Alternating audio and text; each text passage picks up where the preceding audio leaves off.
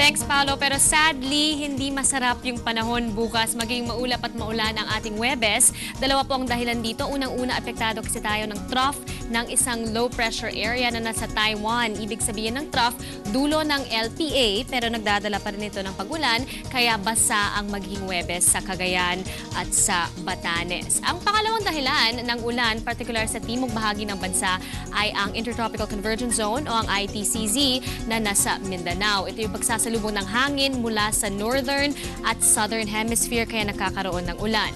In fact, pinag-iingat na mga kapatid natin sa Mindanao na mag-ingat sa posibleng pagbaha. Sa ibang lugar sa Luzon naman, posibleng umabot sa 37 degrees Celsius ang init sa Catanduanes at dito sa Metro Manila.